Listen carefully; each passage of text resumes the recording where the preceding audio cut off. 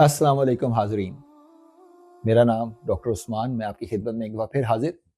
جیسا کہ آپ سے ڈسکس ہوا تھا اس پروگرام کے فرسٹ پارٹ میں کہ ہم آپ کو پروگرام کے دوسرے حصے میں آپ کی ملاقات دو بڑی ہی زبردست شخصیات سے کروائیں گے، تو میں اپنے اس وعدے کے ساتھ حاضر ہوں اور آج ہم ایک بڑے ہی غیر معمولی گھر میں موجود ہیں۔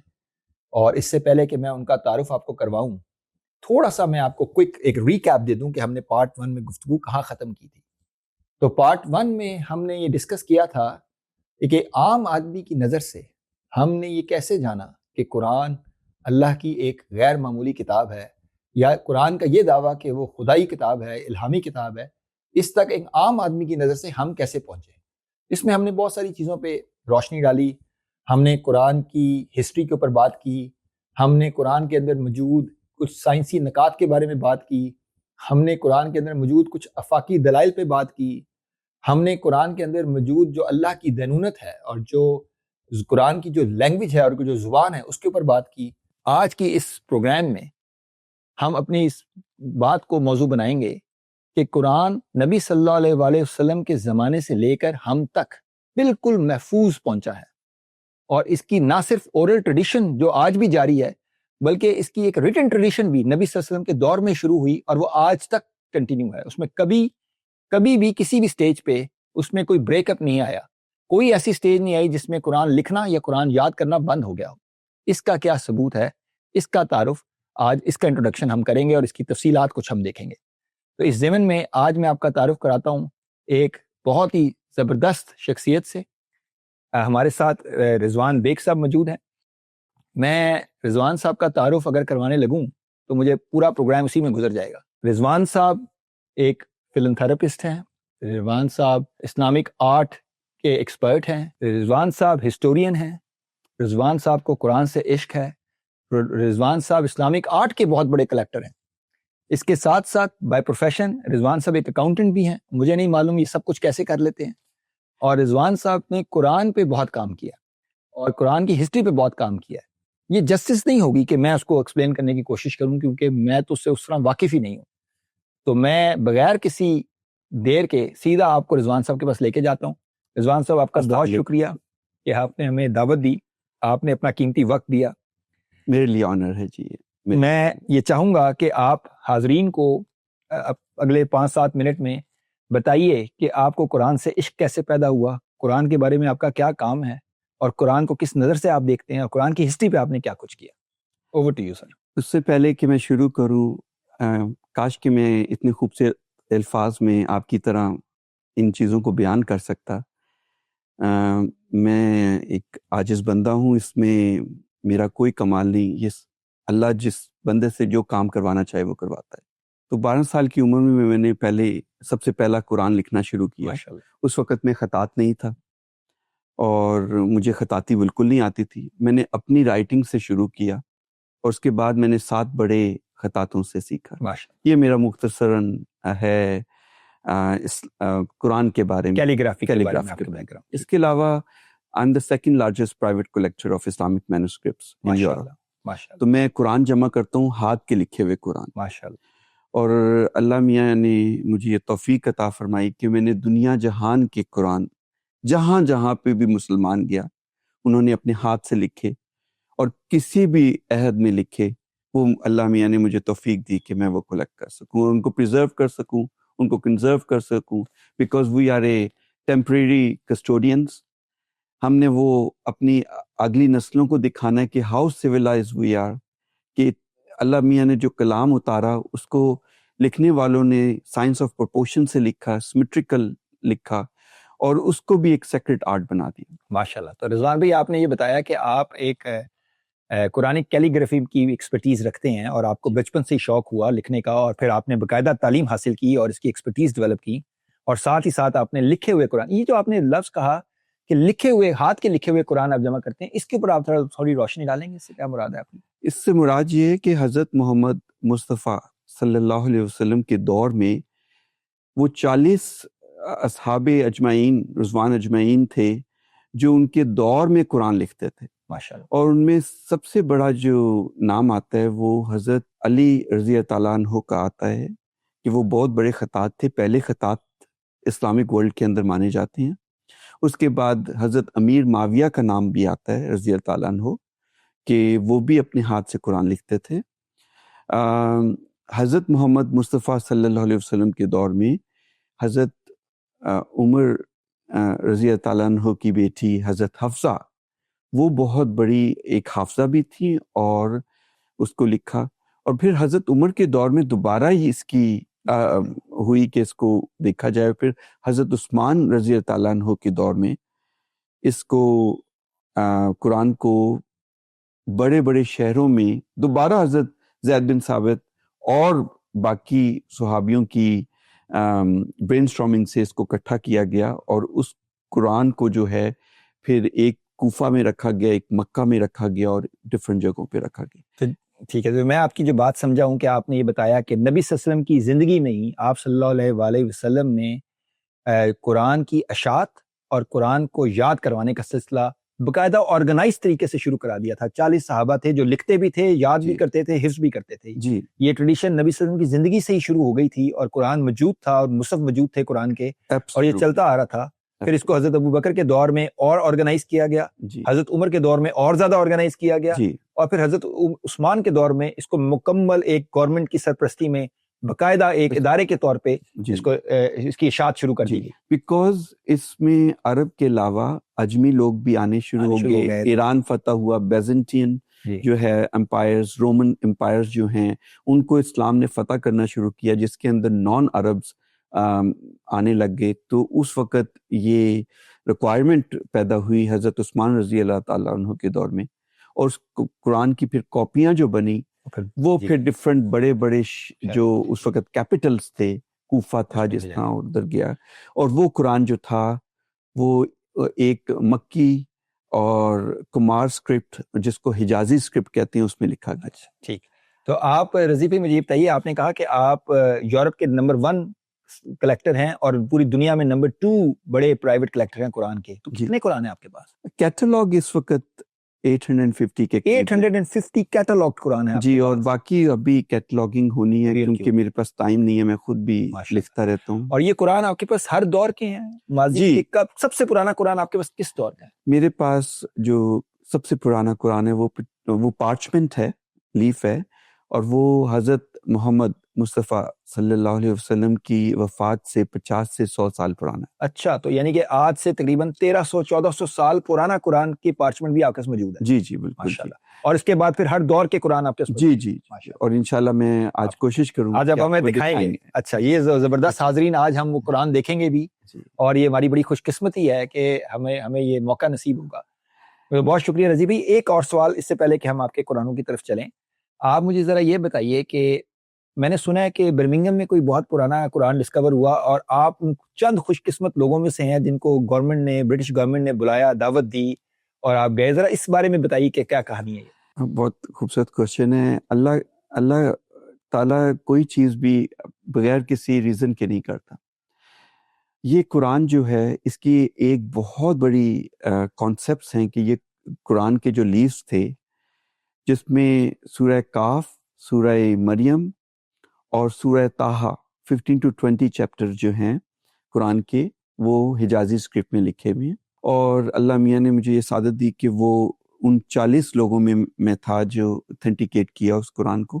اس قرآن کے بارے میں اس کو کہا جاتا ہے کہ یہ برمنگھم قرآن ہے، اور اللہ میاں نے اس کو ویسٹرن ورلڈ میں دکھایا، پروف ان سے کروایا کہ دیکھو تم کہتے تھے کہ قرآن تبدیل ہو گیا یا انسان لکھوں کا گیا ہے، حضرت محمد مصطفیٰ صلی اللہ علیہ وسلم کے دور میں نہیں لکھا گیا، مگر ایکچولی ان لوگوں کی آلریڈی ان کی جو یونیورسٹیز تھیں انہوں نے اتھینٹیکیٹ کیا۔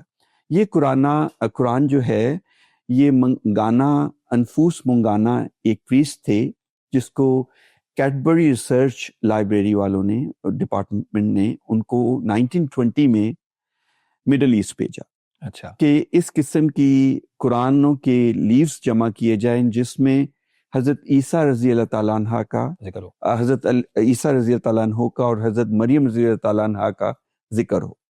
اور یہ جو قرآن ہے، جو لیوز ہیں، یہ پارچمنٹ کے اوپر ہیں، یہ گوٹ لیف گوٹ کی اسکن ہے اس کے اوپر لکھا گیا ہے.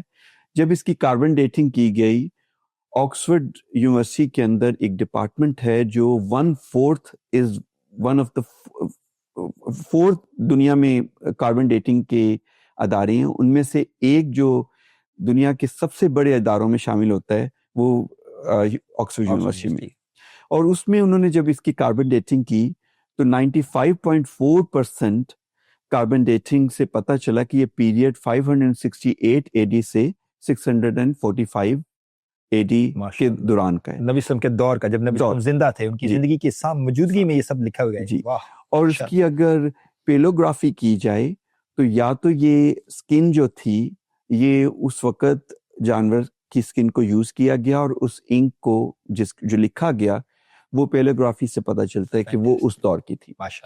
تو وہ قرآن جو ہے اس میں نقطے نہیں ہیں، اس میں زبر زیر پیش نہیں ہے، کیونکہ وہ ایک حجازی اسکرپٹ میں لکھا جائے. اور عرب ابھی بھی عرب دور میں آپ دیکھیں ان کو زبر زیر پیش کی یا مدہ کی یا نقطوں کی ضرورت نہیں ہوتی، تو وہ حجازی اسکرپٹ میں لکھا گیا. بہت خوبصورت. تو یہ اللہ میاں کا ایک بہت بڑا اس دور میں یہ پروف ہے قرآن کے بارے میں کہ اللہ میاں نے اس کا ایک حرف بھی، ایک الف، ایک لیٹر بھی چینج نہیں کیا. ماشاءاللہ، زبردست. اور آپ نے یہ تو کمال کی حاضرین بات ہے کہ آج ہمیں سعادت مل رہی ہے کہ ہم ایک ایسے شخص سے، ایک ایسی پرسنالٹی سے مل رہے ہیں جو ان چند مسلمانوں میں ہے جنہوں نے کاربن ڈیٹنگ کی ہے اس قرآن مجید کی جو کہ نبی صلی اللہ علیہ وسلم کے دور میں لکھا گیا، اور جس کی آکسفورڈ یونیورسٹی نے تصدیق کی کہ 95% جو ہے وہ اس دور کا قرآن ہے. جی جی، جو کہ ایک میریکل ہے. جی بالکل.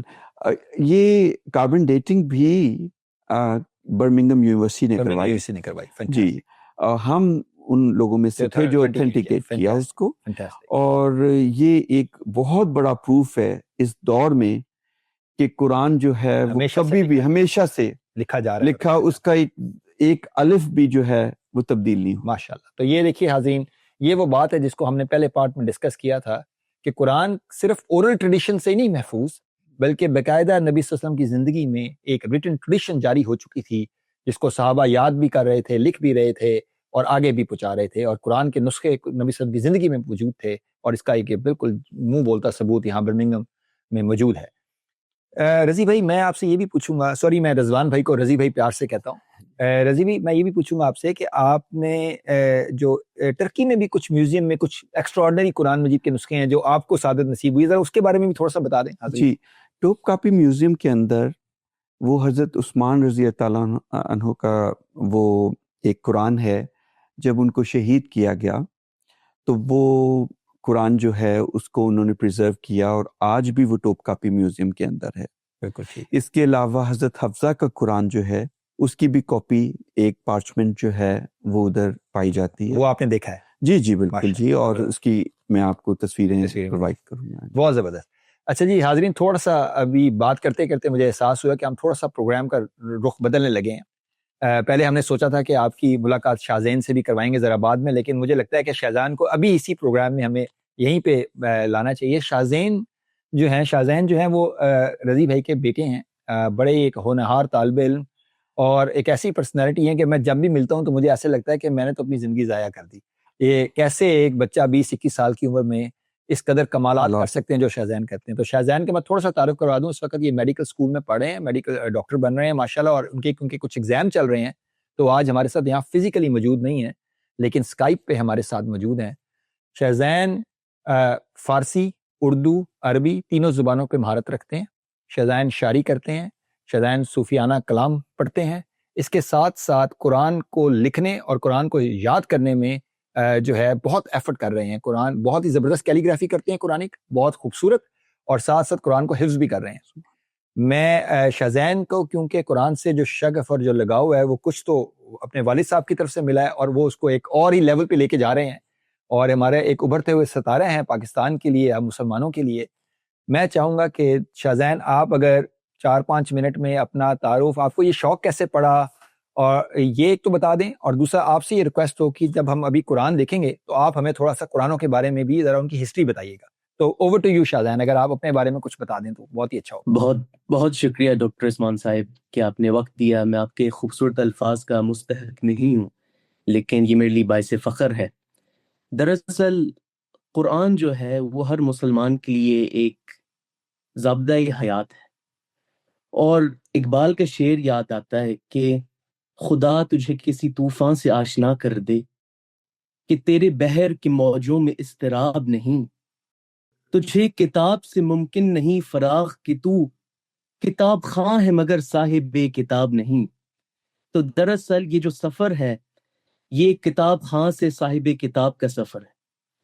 اور آپ نے جیسے فرمایا کہ میرے والدین کا یعنی کہ یہ شفقت ہے اور ان کے سائے میں یہ چیز شروع ہوئی ہے، لیکن جو بھی انسان قرآن کے سایہ میں وقت گزارے تو ویسے ہی وہ انمول ہو جاتا ہے۔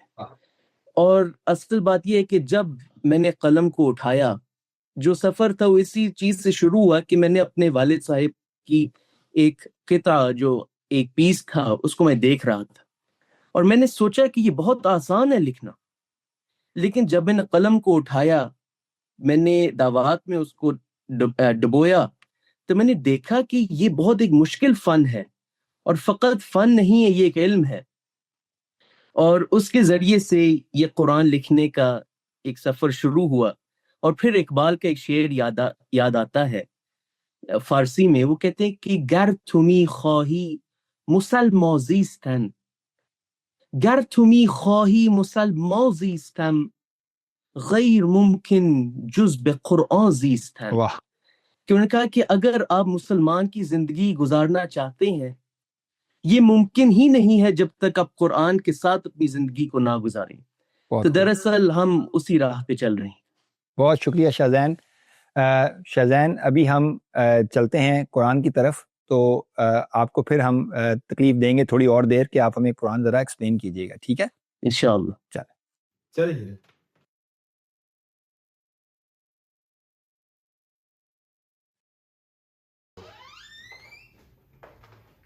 واو رضی بھائی، دس از امیزنگ۔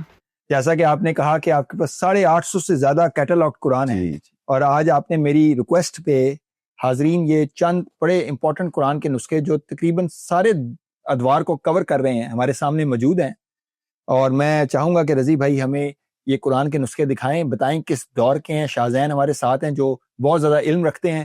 شاہزین، آپ ہمیں بتاؤ گے کہ کون سا قرآن ہے، کس دور کا ہے، کیسے آپ تک پہنچا، کیا سگنیفائی کرتا ہے؟ تو بغیر کسی مزید وقت کو ضائع کیے میں آپ کے پاس آتا ہوں۔ تو رضی بھی کہاں سے شروع کریں گے؟ میں اس قرآن سے شروع کرنا چاہتا ہوں جو ابھی لیٹسٹ قرآن ہے، جو تقریباً 20 سال پہلے لکھا گیا۔ اچھا، ماشاءاللہ۔ اور قرآن ابھی تک لوگ جو ہیں اپنے ہاتھ سے شوق سے لکھتے ہیں، جی، حالانکہ سیکرڈ آرٹ ہے fantastic۔ جس کو ابھی تک کسی نے چھوڑا نہیں۔ تو یہ ایک قرآن ہے۔ شاہزین بتائیں گے ہمیں اس بارے میں؟ یہ جی شاہزین آپ کو نظر آ رہا ہے؟ بالکل۔ اب یہ جو قرآن ہے یہ خط حوثی مغربی میں لکھا گیا ہے۔ یہ ایک ایسا خط ہے جو سب سہارن افریقہ اور ویسٹ افریقہ میں زیادہ لکھا جاتا ہے، بالخصوص سودان۔ اور یہ بہت ایک خوبصورت خط ہے، اور اس میں تمام پورا قرآن لکھا گیا ہے، جو ابھی تک اس علاقے میں ایک روایت ہے کہ جو لوگ حفظ کرتے ہیں وہ قرآن کو لکھ کے حفظ کرتے ہیں، پڑھ کے حفظ نہیں کرتے۔ اور یہ خوبصورتی ہے اس علاقے کی، جو بہت بہت حفاظ اس علاقے سے آئے ہیں۔ ماشاءاللہ، بڑا ہی نایاب قرآن۔ اور ہمیں بتایا شاہزین نے کہ یہ سوڈان میں لکھا جاتا ہے، افریقی ممالک میں، اور وہ ان کے یاد کرنے کا طریقہ، یہ حفظ کرنے کا طریقہ ہے۔ جی، اب یہ قرآن جو ہیں یہ موسٹلی افریقہ میں ان کو جو ہے کمپائل نہیں کیا جاتا، یہ سیپریٹ ہوتی ہے۔ شہزان بتائیں اس کے بارے میں۔ اب دراصل یہ قرآن وہی انداز میں لکھا گیا ہے، خط حوثی مغربی میں، لیکن یہ تقریباً 200 سے 250 سال پرانا ہے۔ یہ 18th سینچری کا قرآن ہے، اور اس میں اگر آپ دیکھیں تو بہت اس کو خط کوفی کے ساتھ ایک وابستگی ہے، اور بہت خوبصورت خط میں لکھا گیا۔ اور جیسے فرما رہے تھے کہ یہ اس کو کمپائل نہیں کیا جاتا، اس کو بائنڈ، اس کو جلد نہیں کیا جاتا تھا، اس کو لوسلی فارم میں رکھا جاتا تھا۔ فینٹاسٹک۔ تو خط کوفی کا قرآن ہم نے دیکھا جو کہ تقریباً 200 سال پرانا قرآن۔ اور ہم پیچھے چل سکتے ہیں رضی بھائی؟ یہ مغل قرآنوں کے بارے میں۔ اچھا، اب ہم مغل دور میں آ رہے ہیں۔ جی، یہ قرآن اور یہ دکھائیں، یہ پارچمنٹس ہیں۔ اب یہ جو دو قرآن کے جو ورق ہیں، اوراق ہیں، یہ بہت نایاب ہے۔ یہ مغل دور میں بنے ہیں، جس میں بہت شاندار تہذیب کا کام ہوا. تہذیب اس کو کہتے ہیں illumination کو. اور یہ جو فرنٹ پیس ہوتا ہے یعنی کہ جو قرآن سورۃ البقرہ کے چند پہلے آیات اور سورۃ الفاتحہ کو ایک بہت خوبصورت انداز میں خط نستعلیق میں لکھا گیا. ماشاءاللہ بہت ہی خوبصورت. یہ قرآن بھی مغل دور کا ہے، اس کے بارے میں بتائیں، illumination کے بارے میں بتائیں. اب یہ بہت ایک نایاب قرآن ہے اس وجہ سے کہ یہ تقریباً 150 سے 200 سال پرانا قرآن ہے، جو ایک نایاب اس وجہ سے ہے کہ یہ ہمارے اور میرے ریسرچ کے مطابق، تحقیق کے مطابق، یہ بہت ایک ارلی ورژن ہے اردو ٹرانسلیشن آف دا قرآن. اب ہم کو پتہ ہے کہ شاہ ولی اللہ دہلوی کے دور میں اردو کا ترجمہ ہوا تھا قرآن کا، لیکن ایک بہت نایاب اور بہت یہ ایک مینuscript فارم میں اردو کا ترجمہ مع عربی بہت ایک نایاب اور انمول قرآن کا ایک نسخہ. بہت خوبصورت. تو 200 سال پرانا تقریباً قرآن مغل دور میں لکھا گیا، اور ان اوریجنل قرآنوں میں سے، ان ابتدائی قرآنوں میں سے جب اردو کی ٹرانسلیشن شروع ہوئی. بہت خوبصورت. اب یہ قرآن جو ہیں یہ آٹمن دور کے قرآن ہیں، اچھا 15th سینچری کی. شازن پلیز. شاہجہان، یہ جو ہمارے ہاتھ میں نظر آ رہا ہے، بالکل. اب یہ جو قرآن ہے یہ تقریباً 400 سال پرانا ہے. یہ عثمانی دور کا قرآن ہے. اب عثمانی دور میں خط و کتابت کا بہت زیادہ ایک اہمیت دی گئی تھی. ایک بہت بہترین واقعہ ہے جو میں بیان کرنا چاہتا ہوں حافظ عثمان کا. حافظ عثمان ایک خطاط تھے جو خطاطی کرتے تھے. ایک دن وہ اندھیرے میں خطاطی کر رہے تھے تو انہوں نے اپنے ساتھ دیکھا کہ کسی نے میرے دعوات کو پکڑا ہوا ہے، میرے انک پاٹ کو پکڑا ہوا ہے. تو جب انہوں نے دیکھا اس وقت کے سلطان نے پکڑا ہوا ہے اس انک پاٹ کو. تو پھر حافظ عثمان نے فرمایا کہ آپ سلطان ہیں، آپ کیسے میرے انک پاٹ کو پکڑ رہے ہیں؟ تو انہوں نے فرمایا کہ اگر سلطان اور جو ایک حکمران ہے وہ خطاطوں کی عزت کرے تو اس وقت تک یہ زندہ رہے گا. واہ. اب عثمانی دور میں یہ بہت خوبصورت چیز ہے کہ ابھی تک لوگ قرآن لکھ رہے ہیں. بہت نایاب خط نسخ میں وہ لکھتے ہیں قرآن کو، جو بہت ایک فائن خط ہے، جو آج کل ایک عثمانی خط کہا جاتا ہے. وہ اس میں یہ قرآن بہت خوبصورت. تو اس قرآن سے ہمیں یہ پتہ لگا کہ 400 سال پرانا قرآن، اور اس زمانے میں بھی یہ لکھا جا رہا تھا، اور کیسے عزت کرتے تھے جو حکمران ہیں. وہ قرآن لکھنے کی کیا ویلیو تھی ان لوگوں کی، تو انتہائی ویلیوبل سمجھا جاتا تھا ایسے لوگوں کو جو قرآن لکھتے تھے. بہت خوبصورت.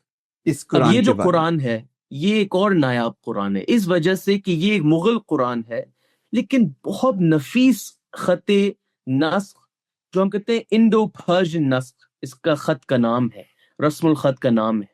اور اس کی خوبصورتی یہ ہے کہ 7 جگہوں پہ اس illumination کی گئی ہے. اور 7 جگہوں پہ اس وجہ سے کہ قرآن کو مغل دور میں انہوں نے 7 منازل جو ہم کہتے ہیں منزل، 7 منازل میں قرآن کو سیکشن کیا تھا، اور یہ قرآن کو 7 منازل میں اس کو بیان کرنے کے لیے انہوں نے اس کو illuminate کیا گیا ہے. بیوٹیفل. بہت خوبصورت. بیٹے یہ جو ایک قرآن ہے اس کے بارے میں بتائیں جو بارک کے اوپر لکھا گیا. اب یہ قرآن اس لحاظ سے نہیں ہے، یہ ایک تفسیر کی کتاب ہے. تفسیر کی کتاب ہے. اب یہ جو تفسیر ہے یہ تفسیر البغوی. امام البغوی ایک بہت بڑے امام تھے، انہوں نے ایک بہت بہترین تفسیر لکھی جو تفسیر ابن کثیر اور تفسیر الطبری کے مقام کا ہے.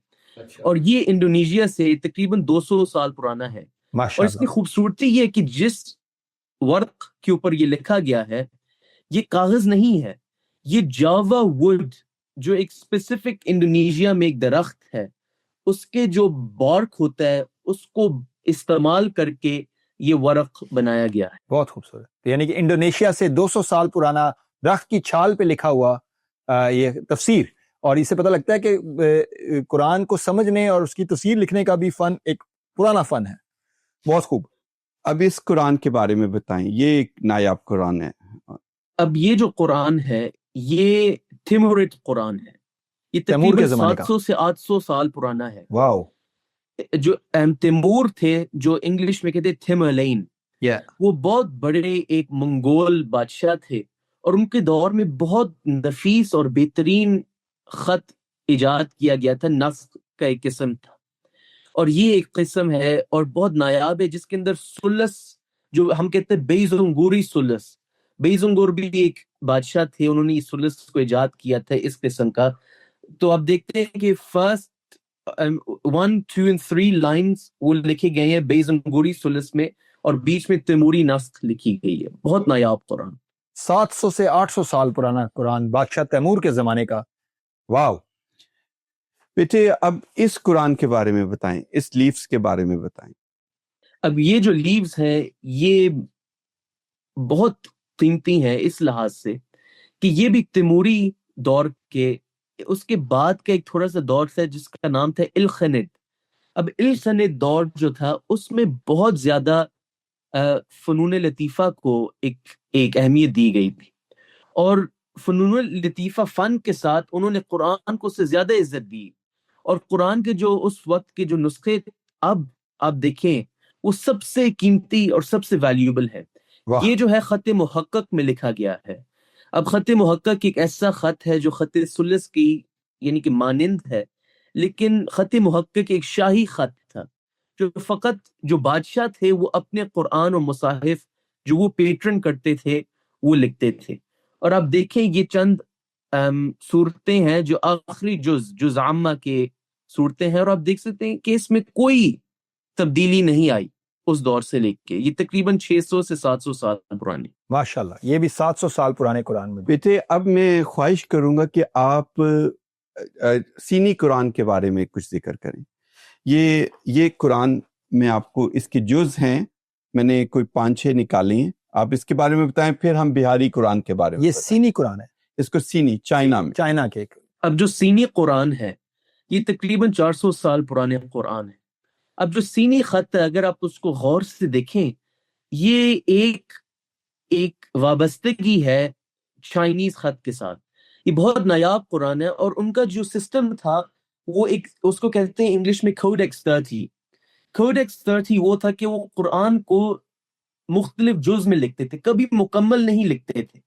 وہ 30 جز کو اکٹھا کر کے پھر ایک بڑے سیکشن میں اس کو بائنڈ کیا جاتا ہے. اور آپ کے آگے جو آپ دیکھ رہے ہیں یہ مختلف جز ہیں جو خط سینی میں لکھے گئے ہیں جو ان کے اوریجنل جلد کے اندر ہے, جو بہت قیمتی اور یعنی کہ آپ کو بالکل نظر نہیں آئیں گے. بیٹے اب آپ بہاری قرآن کے بارے میں بتائیں. میں یہ 1 منٹ رضی بھی چاہوں گا کہ تھوڑا سا اس کو سمرائز کر لیں کہ یہ بھی ہم نے جو قرآن دیکھے یہ سینی قرآن ہے. یہ وہ قرآن ہے جو چائنا کے اندر جس سے اسلام پھیلا اور چائنیز لوگوں نے پھر اس کو قرآن کو پڑھنا شروع کیا. تو بہت شکریہ شاہ زین آپ کو بتانے کا. جی یہ قرآن کے بارے میں ذکر کروں گا. جی یہ قرآن جو ہے یہ بہاری اسکرپٹ میں 2 قرآن میں نے رکھی ہیں, اور یہ شاہزن ایکسپلین کریں آپ اس کے بارے. اب جو بہاری قرآن ہے چائنا میں اب تقریباً 20 to 25 ملین مسلمان ہیں, لیکن انسان سوچتا ہے کہ وہ مسلمان کیسے آئے. ہم کو پتہ تھے طارق بن زیاد جو بہت بڑے ایک صحابی تھے رضی اللہ عنہ, وہ چائنا گئے تھے, سین گئے تھے, لیکن جو سب سے جو بڑا کنورژن جو ہوا تھا وہ اس خط کی وجہ سے ہوا جو یہ قرآن آپ کے آگے ہے. جو آپ دیکھتے ہیں محمد بن تغلق جو دلی سلطنت کے سلطان تھے, ان کو خواہش تھی کہ ایک ایسا خط ایجاد کیا جائے جو سینی خط جو کینٹنیز خط کی طرح لگے لیکن وہ پھر بھی عربی ہو. تو یہ خط ایجاد کیا گیا تھا جس کا نام ہے خط بہاری. اور جو آپ دیکھتے ہیں بہت خوبصورت خط ہے, اس کے جو لانگ فلوئنگ سٹروکس ہیں وہ بالکل چائنیز کیلیگرافی کی طرح ہیں, اور یہ بہت نایاب ہے. اس کو مکمل قرآن ایسا دیکھنا یہ بہت ایک انمول چیز ہے. بہت خوبصورت. شاہزن آپ واقعہ سنائیں کہ ہماری ایک ایگزیبیشن کے اوپر ایک چائنیز آئیں اور انہوں نے اس کو پڑھنا شروع کر دیا. دراصل ایک دفعہ ہم نے اس قرآن کو ایگزیبٹ کیا تھا لندن میں, تو ایسے ہوا کہ کوئی سینی عورت آئی جو مسلمان تھی. تو میں اس وقت شاید 10 یا 12 سال کا ہوں گا, تو میں ٹور دے رہا تھا تمام نمائش کا. تو ایسے ہوا کہ میں نے وہ عورت کوشش کرتی تھی عثمانی خط کو پڑھنا, مغل خط کو پڑھنا, مختلف جو رسم الخط ہے ان کو پڑھنا وہ کوشش کرتی تھی, لیکن اسے پڑھا نہیں گیا. جب یہ قرآن آگے آیا تو وہ ایسی روانی کے ساتھ پڑھ رہی تھی کہ بہت ایک حیرت انگیز واقعہ بن گیا کہ وہ ایسے یہ دکھاتے کہ اس خط کا جو سکسیس ہے وہ اس عورت کے ذریعے سے وہ قبول ہوا اور یہ خط قبول ہوا اللہ تعالیٰ کی آنکھوں میں۔ یہ آپ نے ہمیں بتایا کہ چائنا میں دین کو پھیلانے میں اس جو یہ رائٹنگ کا جو طریقہ کار ہے اس نے بہت زیادہ جو ہے اثر انداز ہوا چائنیز پہ، اور وہ اس طرح سے قرآن سے واقف ہوئے اور قرآن کو سیکھا۔ بیٹے یہ مغربی قرآن، اس کو کہتے ہیں خط مغربی اندلوسی، یہ تقریباً خط 600 مغربی سال اندلوسی، پرانا ہے۔ بہت ہی اب ہم خوبصورت۔ جانتے ہیں اندلس کے بارے میں کہ بہت ہمارا ایک سرمایہ تھا اندلس، اور اندلس کے اندر جو قرآن جو نصر دور کے اندر بنے گئی تھی، نصر دور وہ تھا جو لوگ الحمرا جاتے ہیں دیکھنے کے لیے، وہ نصر دور کا بنا ہوا ہے۔ یہ بھی قرآن نصر دور کا مغربی اندلوسی خط ہے، جو بہت نایاب مغربی خط جو موروکن اینڈ انڈلوسین سٹائل میں لکھا گیا، اور یہ ورش میں لکھا گیا، جو ایک اور خوبصورتی ہے۔ بالکل ٹھیک۔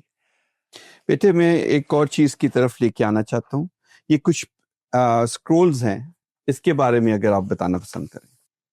اب یہ جو آپ کے آگے کچھ سکرولز ہیں، یہ آپ کبھی زندگی میں نہیں دیکھیں گے، اس وجہ سے کہ یہ جو سکرولز ہیں یہ تمام قرآن سورۃ الفاتحہ تا سورۃ الناس یہ اس سکرول کے اوپر موجود ہے۔ اس خط کو کہتے ہیں خط غبار۔